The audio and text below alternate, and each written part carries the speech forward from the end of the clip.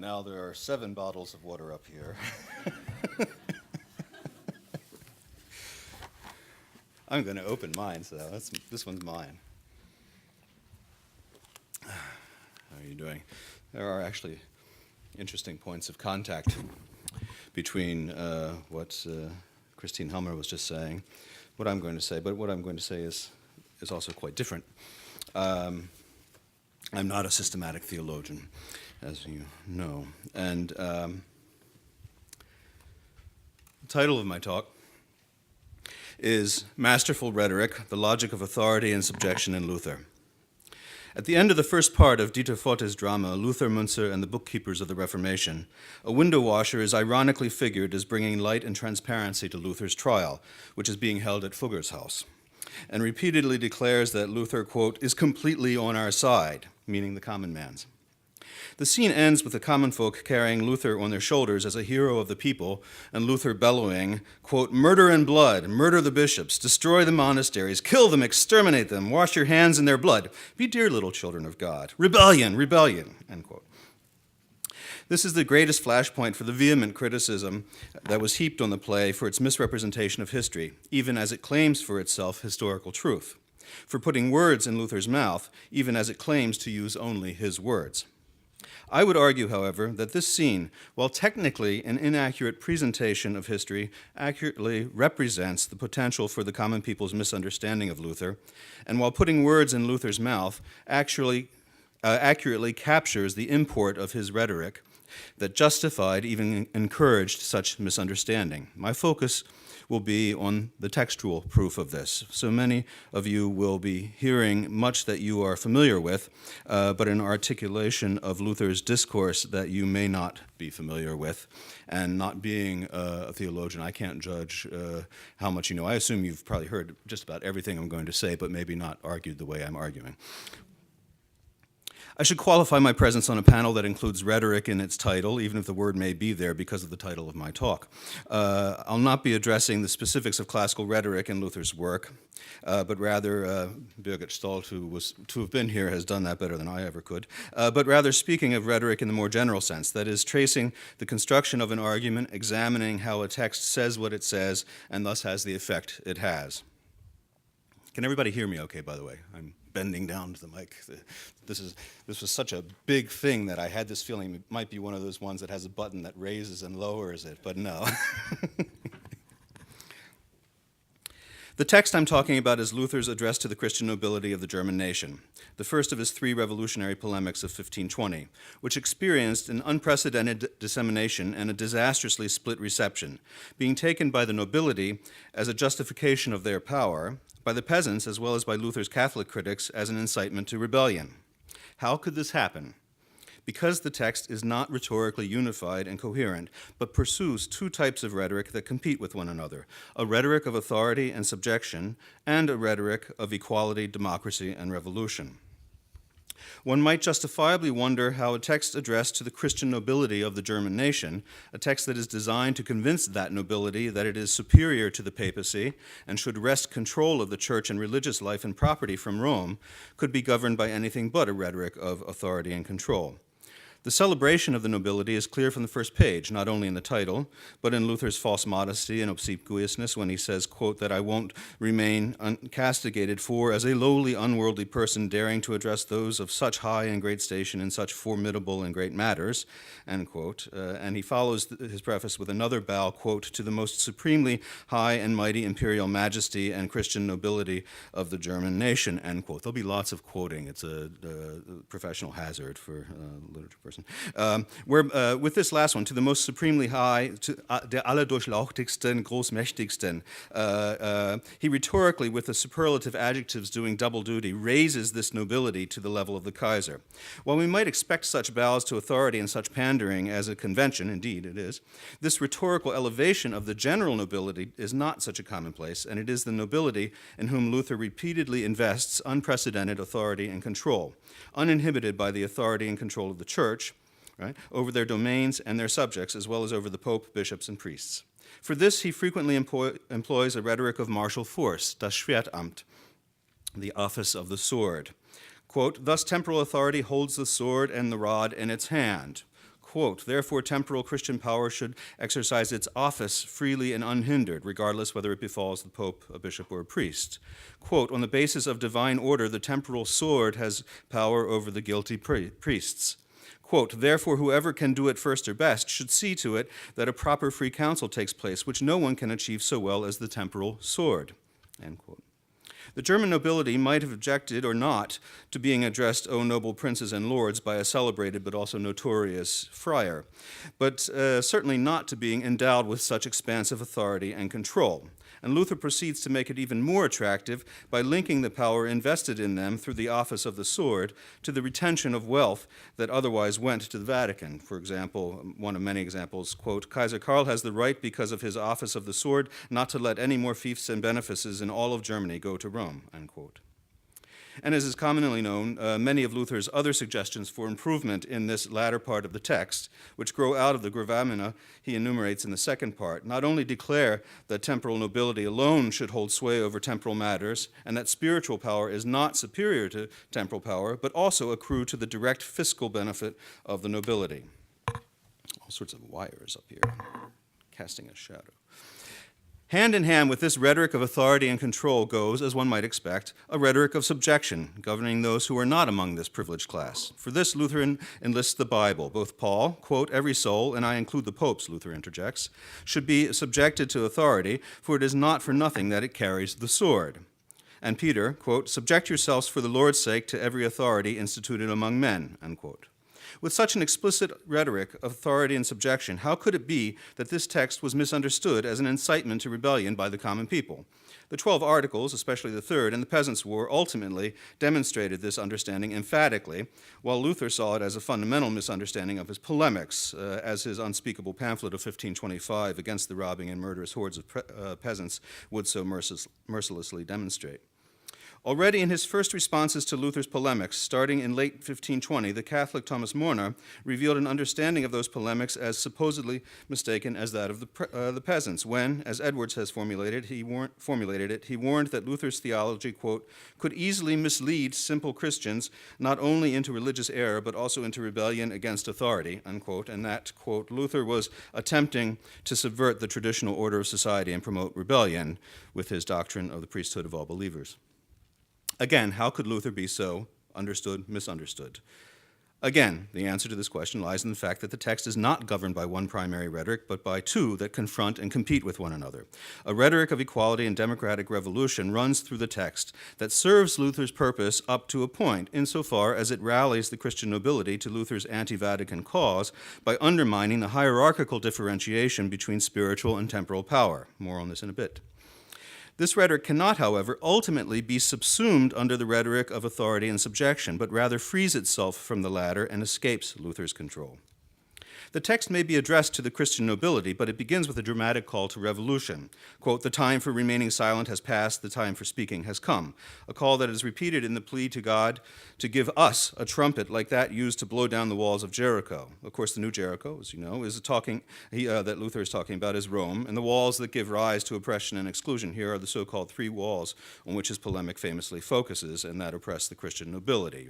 That temporal power is subordinate to spiritual, that no one but the Pope may interpret Scripture, and that only the Pope may convene a council. But once invoked, the revolutionary sentiment of blowing down the walls of oppression is not so easily restricted. Luther already attenuates the restriction of his revolutionary zeal to the affairs of the nobility in that he uses the first-person plural pronoun us. This might seem a minor matter, it's anything but, for it is a constitutive part of his rhetoric of equality and democratic revolution.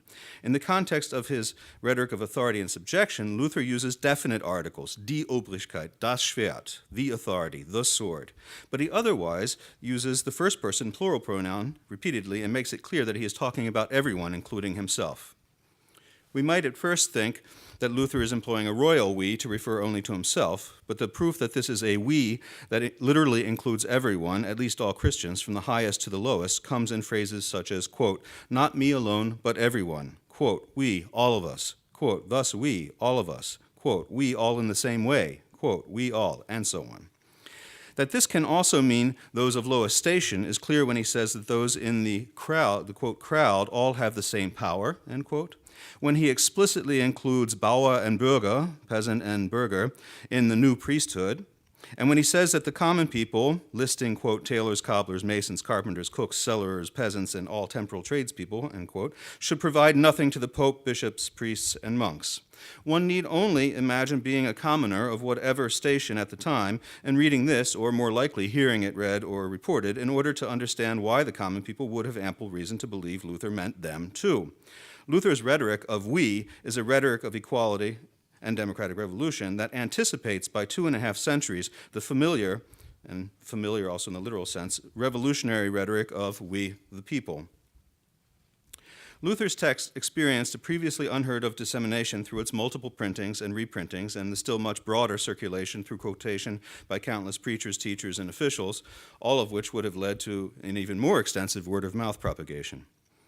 Even more significant than this, however, is the proof I lost my place, is the proof of an epic miscalculation on Luther's part, offered not only by the fact that he wrote the polemic in German, thus guaranteeing himself a vastly wider audience, but also by the simple fact that he used the press to disseminate his ideas. By the time he wrote to the Christian nobility, he was already well familiar with the press and its possibilities. And as Edwards has shown in a book that's sitting on a table out there, and many of you probably know, as he has shown so convincingly, the pamphlet form is itself a democratic form. It's hard to imagine that Luther, having already used it repeatedly, would be ignorant of this. Luther wastes little time in getting to the heart of his novel argument for empowering the Christian nobility vis-a-vis Rome, but in doing so lays the foundation for empowering Christians of all stations.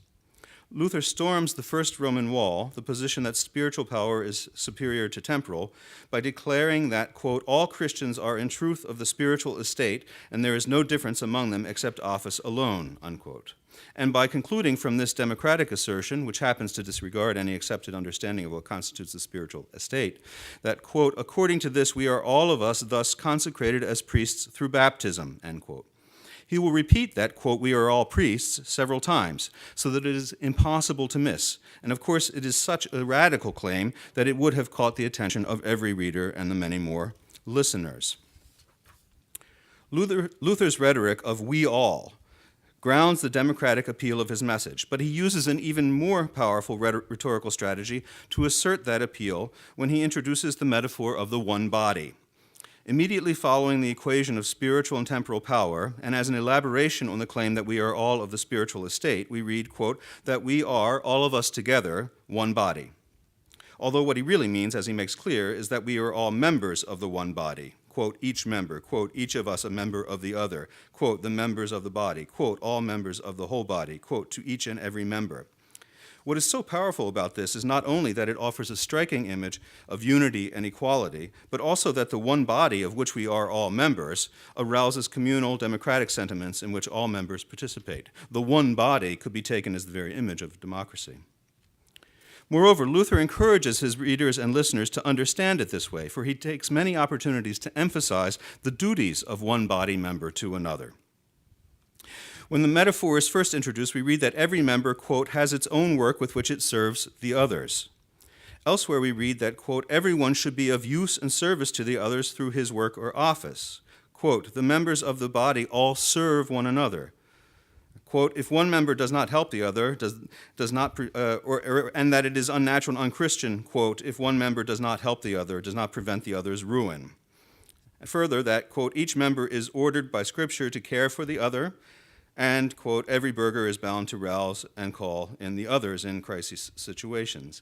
Luther thus not only employs the democratic metaphor of the one body, but he expands on it in a way that encourages rebellion among the oppressed common people, for it gives them reason to expect that not only those of their own station, but all Germans, peasants, commoners, burghers, and nobility alike, should and are being exhorted to serve one another, to help one another, to take care of one another, and thus reason to object openly to and rebel against any oppression. The coarseness in the almost frenzied excess of Luther's condemnation of the Pope and the Vatican, you all know it, he calls the Pope a thief, a devil, and the Antichrist. He likens his Roman enemies to Turks, deep insult, of course, and calls them bloodsuckers and princes of hell. And the Vatican he calls a whorehouse to end all whorehouses. This coarseness might either be read as a sign of Luther having lost control of his rhetoric, or of him employing a rather lowly rhetorical device to draw in the peasants, right? Coarse and out-of-control language to draw in coarse people and incite them to rebellion, being bäuerisch, if you will, in order to appeal to Bauern. But Luther also makes explicit the call to rebellion against oppression and the laws that ground it, as well as the peasant's justification in expecting help, care, protection, and service from everyone when he says, quote, "If a priest is killed, a land lies under an interdict. Why not also if a peasant is killed? Where does such a great difference among equal Christians come from? Only from human laws and inventions," end quote. To any peasant hearing this, the meaning would have been unmistakable. However, those peasants would have been mistaken nonetheless, for after having thus drawn them in, Luther takes it all back. When he reminds us that Christ said, quote, "Each one should consider himself the lowest and least important," the each one resonates with all those iterations of each member, and thus would encourage a peasant or commoner to think that they and the nobility are to be on the same level. But this passage, while evoking the democracy of each one, and thus giving an appearance of equality of station, simultaneously maintains the hierarchy of the highest and the, quote, lowest. And this is certainly how the nobility would have understood it. So how does Luther take it all back? Most strikingly and insidiously, I would say, insidious because he holds out a hope that proves to be no hope at all, in his retraction of the all of members of the one body metaphor, or more accurately, his qualification of it such that its democratic force is vitiated. To be fair, Luther retracts it, or at least anticipates its retraction, practically in the very act of offering it. Immediately following the initial statement that we are, all of us together, one body, we read, quote, "But," big but, doch, "each member has its own work with which it serves the others," end quote. No sooner is the democratic metaphor introduced than it is qualified and partially taken back by a but. Still, the clause the but introduces expands the metaphor and the notion of us each being a member of the one body, and emphasizes that each member serves the others. As we have seen, Luther then repeats this metaphor in the various calls on each equal member to serve, help, and care for the others. But that first but, that first doch, right, as easily overlooked as it was, returns with a vengeance just 2 pages later when Luther qualifies dramatically his notion of the priesthood of all the baptized. Quote, "For whatever has crawled out of baptism can boast that it is already consecrated priest, bishop, and pope, although, obwohl, it does not beseem everyone to exercise such office." Then, a page and a half later, immediately following the third of 3 exhortations on a single page to mutual service and help among all members of the one body, we read, quote, "Indeed, the nobler the member, the more the others should help it." So much for we are all equal members of the one body.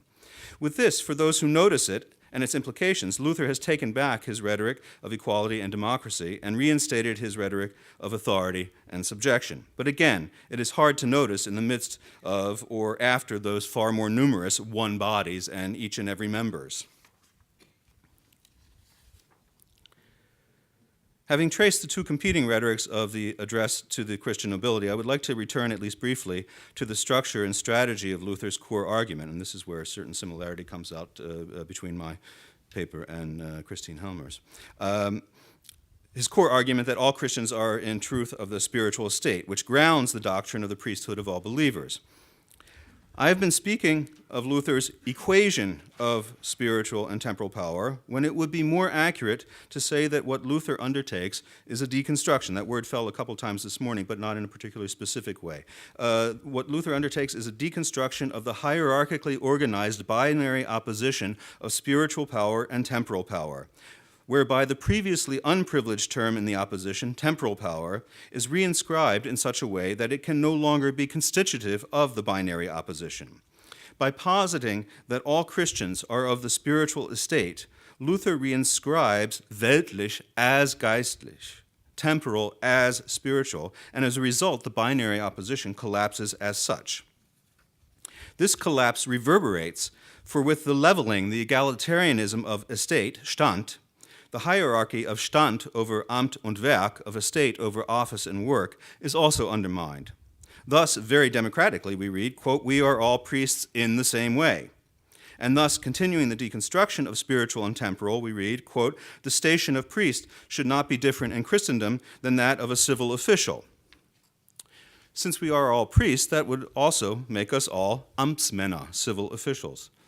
This, however, is where the deconstruction stops, indeed where it is reversed, for Luther uses it in order to reinstate precisely the kind of hierarchy he had ostensibly been undermining.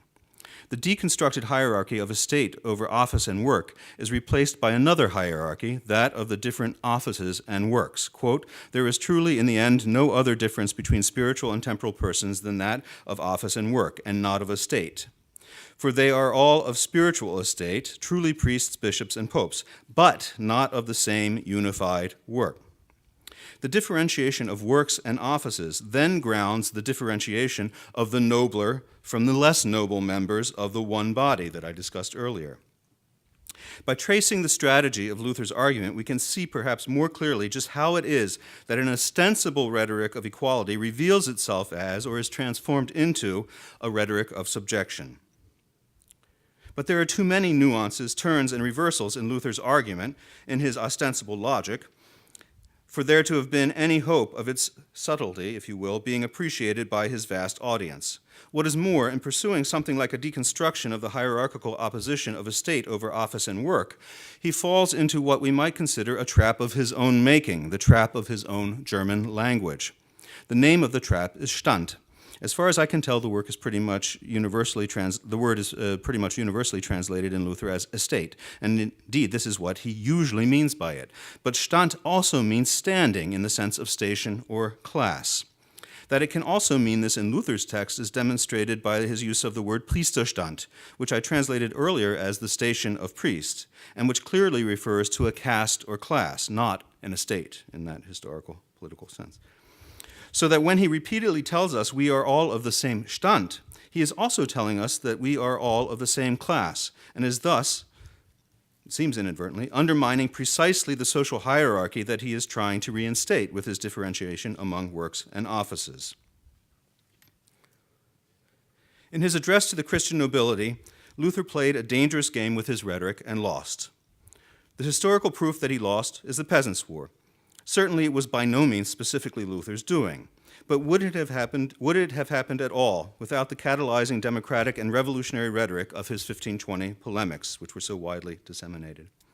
It's hard to answer this question in anything but the negative, even if we know at the latest from his 1525 pamphlet against the robbing and murderous hordes of peasants that Luther condemned revolution, condemned any attempt to undermine social hierarchy. But it was too late, for he had already sowed the seeds of rebellion with his rhetoric of equality and democratic revolution.